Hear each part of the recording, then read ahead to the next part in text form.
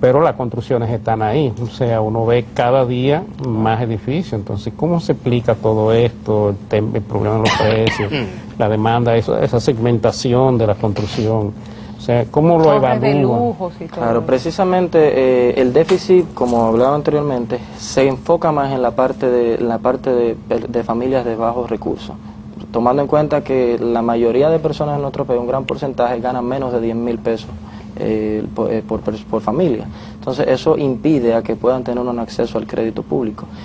¿Qué sucede? Las personas que pueden tener tal vez ese acceso son las personas de clase media, las familias de clase media y clase media alta, que es lo que tienen tal vez el principal enfoque en la parte crediticia. Lo que sucede es que principalmente estas torres que ustedes ven que se están construyendo no reflejan ese déficit habitacional, porque, como vuelvo y repito, se enfoca más en la parte que tiene que ver con viviendas sociales. Pero realmente los precios de las edificaciones tienen que ver mucho con los precios de mercado. El costo por metro cuadrado por construcción en una vivienda de clase media ronda por los 15.000 pesos, dependiendo de la zona donde usted está comprando, anda por los 30.000, 31.000 pesos el metro cuadrado para la venta. Para la parte que tiene que ver con la construcción ronda por unos 15.000 pesos, pero a eso tenemos que agregarle el costo de solar, tenemos que agregar los costos de impuestos que hay que pagar en el ayuntamiento. Entonces eso incrementa, y el margen de beneficios de los constructores todavía se mantiene, pero en ese enfoque. Para los constructores no es tan rentable construir viviendas de escasos recursos. Porque ahí tendría que ser volumen. Tendríamos que hablar de volúmenes, aunque hay un sinnúmero de propuestas muy interesantes que tienen que ver con eso. Hoy precisamente salió un artículo en la prensa nacional donde propone el señor Ignacio Morales, conocido como el Artístico, unas viviendas de interés social hechas en furgones a un costo de $7.600 por unidad. Son viviendas de 29 metros cuadrados que van a cumplir y a paliar un poquito lo que tiene que ver con las viviendas de interés social. Es así, porque como tú bien señalas, Mayovanés, hay apartamentos que cuestan ahora 2 y 3 millones de dólares y se venden. Claro. O sea, hay una construcción que ya no importa el precio, o sea, el precio aguanta todo en términos de lujo. Pero la demanda es un círculo muy estrecho, muy pequeño, que puede comprarlo por inversión 2, 3, 4 y que no está, como tú dices, vinculado al grueso, que el segmento del déficit están en vivienda de 6 millones hacia abajo. Principalmente esas edificaciones, esas torres, las personas que invierten en ese tipo de torres son precisamente como inversión, pero básicamente no para paliar el problema habitacional. Son personas que tienen 4, 5, 6 viviendas. Lo mismo que estaba comentando ahorita, que hay personas hay familias que tienen cientos de viviendas a nombre de diferentes familiares. O sea, que no necesariamente eso refleja el déficit habitacional. El déficit habitacional sí se ve en la parte que tiene que ver con la clase baja. Sí, lo que es interesante, yo estaba chequeando, aprovechando la buena conexión a internet que tenemos en el programa, un estudio que acaba de publicar la Oficina Nacional de Estadística sobre una metodología de cálculo o de estimación del déficit habitacional en el país, está arrojando datos interesantes. Claro, no son datos tan actualizados, porque obviamente está tomando como base el último censo disponible. Obviamente, claro, dentro de poco tiempo vamos a contar con datos actualizados, pero son la base de lo que fue el 8º Censo Nacional de Población y Vivienda de fecha 2002.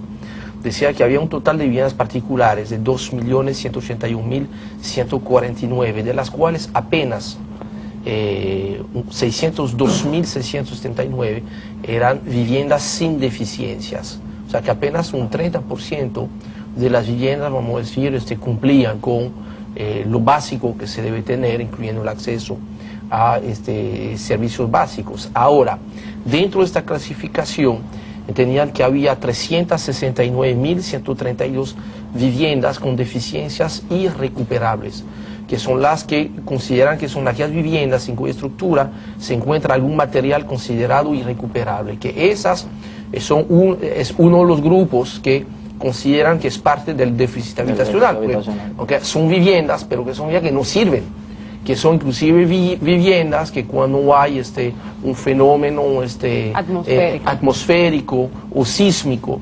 están básicamente destinadas a desaparecer. Y el resto es lo que ellos llaman viviendas faltantes por la existencia de hogares secundarios y núcleos familiares dentro de las viviendas. O sea, han logrado a través del censo estimar que dentro de las viviendas existentes hay familias, 2 o 3 generaciones que están conviviendo, no porque se aman o se quieren mucho, claro, o probablemente se tienen que querer mucho para poder vivir así, sino que sencillamente no tienen vivienda, no tienen acceso a vivienda. Entonces, cuando se suman esas dos cifras, las 369.132 viviendas con deficiencias irrecuperables, más las 350.858 viviendas faltantes por lo que han podido determinar a través de la demografía, daba que al 2002 había un déficit de 719.990 viviendas, que obviamente yo me imagino que ha tenido que crecer, porque recordamos que entre eso tuvimos la crisis del 2003-2004, que ha tenido que impactar. Entonces, y obviamente una población que está creciendo, especialmente unas franjas de edad que ya, o sea, los grupos de edad que están creciendo, ya no son los niñitos, ya no son los bebés, que aquí hay una tasa de crecimiento muy normal, pero donde hay cierto crecimiento explosivo, especialmente esas clases de edad que están empezando a pensar, mira, yo quisiera mudarme, o sea, estudiantes, jóvenes profesionales, que tienen que vivir donde papá y mamá, porque si no, no pueden. Para obligación. Entonces, yo creo que es interesante esta metodología y tener cifras, que estamos hablando de cifras altísimas. Así es. Altísimas, porque cuando multiplicamos este número de vivienda por, vamos a decir, un número promedio que puede ser 2, 3 o 5, estamos hablando entonces de grupo de población altísimo. Estamos hablando entre un 20 y un 30% de la población que hoy en día no tiene vivienda. Así es. Vamos a ir, Mayovanes, a una pausa para que entonces tú puedas seguir explicando con relación a lo expresado por Henry.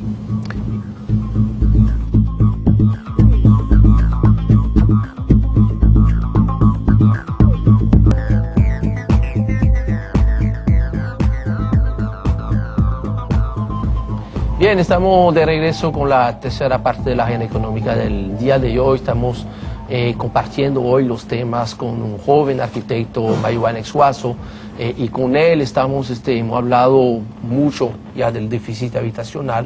Yo quisiera que habláramos también de algunos aspectos quizás no muy bien analizados de lo que es el trabajo, la función social del arquitecto, que es el diseño de la ciudad.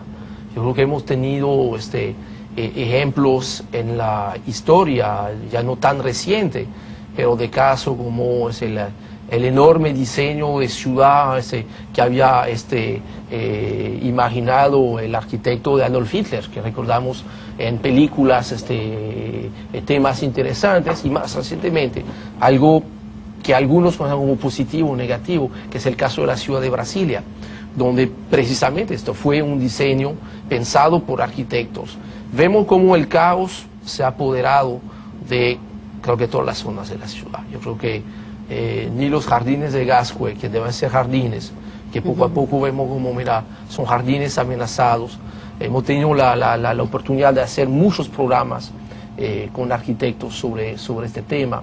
Yo no estoy muy seguro de que entendemos en República Dominicana que el papel del arquitecto antes de diseñar unas vías en la Romana, antes que todo es diseñar la ciudad, de permitir que ordenarla, la ciudad tenga un diseño ordenado que permita entonces que con un diseño adecuado las actividades económicas puedan crecer. La diferencia entre una ciudad bien diseñada y mal diseñada, que la mal diseñada, la economía no puede prosperar porque falta servicio, porque se pierde tiempo en el tránsito, algo que se parece un poquito a la República Dominicana. Yo quiero atender su parecer. Fíjate, muy buen tema ese precisamente, porque entiendo que los arquitectos, la visión del arquitecto va más allá de lo que es diseñar una vivienda, y eso es algo que la mayoría de las personas tienen entendido. El arquitecto es simplemente el que diseña una vivienda.